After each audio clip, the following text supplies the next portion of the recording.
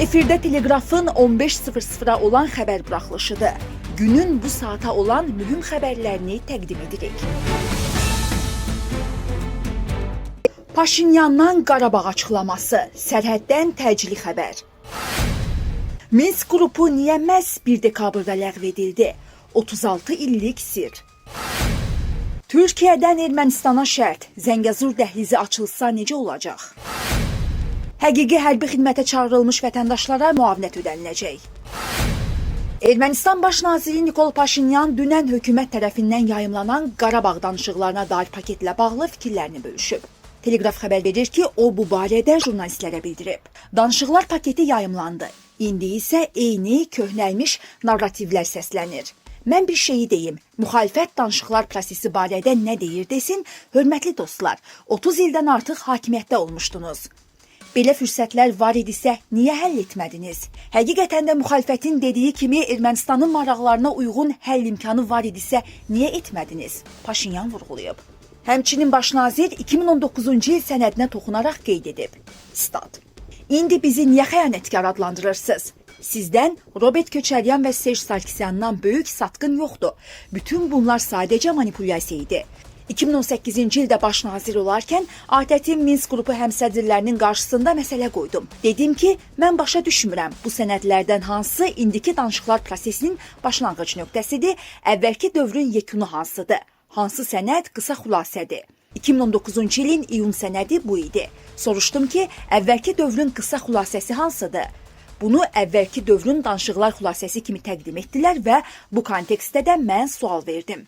Ermənistan baş naziri 2019-cu ilin iyununda təqdim edilmiş təklif ətrafında aparılan danışıqlardan da bəhs edib. Stat. Bu kontekstdə sual verdim ki, sizin şərhiniz mənə maraqlıdır. Bu paketlə Qarabağ Azərbaycanın tərkibində olmaya bilərmi? Çox açıq cavab verildi ki, bəli, əgər Azərbaycan razılaşsa. Nikol Paşinyan həmçinin əlavə edib ki, artıq Ermənistanın keçmiş prezidentləri Levon Tel-Petrosyan, Robert Köçəryan və Serj Sarkisyanı debatlara dəvət etmir. Stat. Niyə dəvət edim? Artıq debat üçün heç nə qalmayıb. Oxusunlar, danışsınlar, oxusunlar, danışsınlar. Paşinyan vurğulayıb ki, o və komandası Ermənistanı tələ və çıxılmaz vəziyyətdən çıxarıb. Stat. Ermənistanı elə bir yerdən çıxarmışıq ki, bütün istiqamətlərdə ölkənin qarşısında perspektiv açılıb. Artıq Ermənistan və erməni xalqı öz suveren iradəsi ilə qərar verə bilər ki, hansı istiqamətdə inkişafın hansı baxışını seçir. Ermənistan baş naziri onu da qeyd edib ki, danışıqlar paketinin dərcindən sonra danışıqlar prosesi ilə bağlı fikir ayrılıqları bitmiş hesab edilə bilər. Xatırladaq ki, Ermənistan hökuməti dekabrın 2-də münaqişə dövründə Qarabağla bağlı aparılan danışıqlara dair 13 sənəd yayımlayıb. Sənədlər bunları əhatə edir.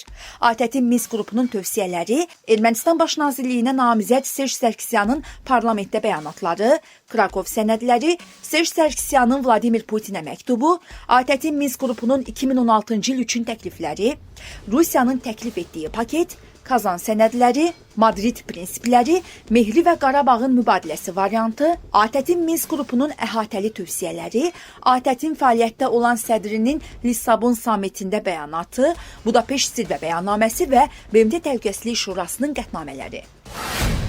ATƏT-in Minsk qrupu və onunla əlaqəli strukturların bağlanması prosesinin məhz 1 dekabrda başa çatması diqqət çəkir.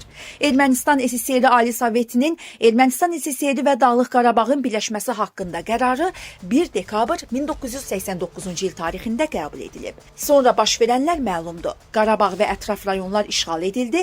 Münaqişənin həlli məqsədi ilə yaradılan Minsk qrupu isə Azərbaycan torpaqlarında işğala əsaslanan status quo-nu saxlamaq missiyasını həyata keçirirdi.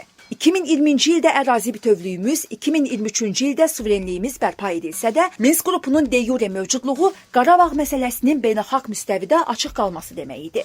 Ermənistanda revanşistlər, diaspor və regionda maraqlı tərəflər həmsədrlik institutunun qalmasında iki perspektiv görürdülər. ermənilərin Qarabağa qayıtmaq adı ilə yenidən köçürülməsi, regionda şərtlərin dəyişə biləcəyi gələcəkdə münaqişəni yenidən aktuallaşdırmaq. Minsk qrupunun de jure ləğv edilməsi, Qarabağ məsələsinin beynəlxalq müstəvidə tamamilə bağlanması və gələcək təxribat imkanlarının da sıradan çıxması deməkdir. Və bunun 1989-cu ilin 1 dekabr tarixində başlanan prosesin 36 il sonra 1 dekabrda məğlub edilməsi həm də simvolikdir. Trump yolu və ya Zəngəzur dəhlizi açılsa belə, Türkiyə Ermənistanla sərhədləri açmaya bilər. Telegraf xəbər verir ki, bu barədə Hraparak qəzeti Ermənistan hökumətindəki mənbələrə istinadla məlumat yayıb. Stat. Hökumətdəki mənbələrimiz bildirirlər ki, Nikol Paşinyan bir neçə gün əvvəl xüsusi nümayəndəsi Ruben Rubinyanı qəbul edərək Türkiyə ilə münasibətlərin inkişaf dinamikası və sərhədin açılması ilə bağlı vəziyyəti müzakirə edib. Rubinyan görüşdə bildirib ki, Türkiyə ilə sərhədlərin açılması prosesini sürətləndirmək cəhdləri hələlik heç bir nəticə vermir. Böyük ehtimalla hətta Trump yolunun işə düşməsindən sonra belə Ankara sərhədi açmayacaq. Ən yaxşı halda gözlənilə biləcək şey 2026-cı ilin yanvarından diplomatik pasport sahibləri üçün sərhədin açılmasıdır. Amma bu da hələ dəqiq deyil. Paşinyan cavabında deyib ki, Türkiyə sərhədi açmasa, onda Trump yolunun rentabelliyi və ümumi məntiqi sual altına düşəcək. O həmçinin qeyd edib ki, şəxsən ABŞ-nin Türkiyədəki səfiri Thomas Barakdan xahiş edəcək ki, məsələnin həlli üçün bu məlumatı Donald Trumpa çatdırsın. Mənbə yazıb. Xatırladaq ki, Türkiyə sərhədlərin açılmasının Ermənistan və Azərbaycan arasında sülh sazişinin imzalanmasına bağlı olduğunu açıqlamışdı. Hərbi vəzifə və hərbi xidmət haqqında qanunun 50.1-ci maddəsinə əsasən həqiqi hərbi xidmətə çağırılmış vətəndaşlara mülkiyyət və təşkilati hüquqi formasından asılı olmayaraq iş, təhsil yerində orta əmək haqqının ən azı 3 misli məbləğində müavinət ödənilir. Telegraf xəbər verir ki, bununla bağlı təklif layihəsi Milli Məclisin Regional Məsələlər Komitəsinin bugünkü iclasında müzakirə olunub. Layihəyə əsasən uyğunsuzluğun aradan qaldırılması məqsədi ilə məcəllənin 77-ci maddəsinin 7-ci hissəsinin 1-ci və 3-cü cümlələri dəqiqləşdirilərək məcəllədə müavinətin orta əmək haqqının azı 3 misli məbləğində verilməsi təmin edilib. İşçinin məzuniyyətdə olduğu müddət ərzində aldığı əmək haqqı sonuncu əmək haqqından az olmamaqla ödənilməsi ilə bağlı məcəllənin 117-ci maddəsinə tənzimləmə gətirilir. 120-ci maddə yeni redaksiyada verilərək məzuniyyət hüququ 46 təqvim günü olan xüsusi xidmətləri olan işçilərin dairəsi yenilənib.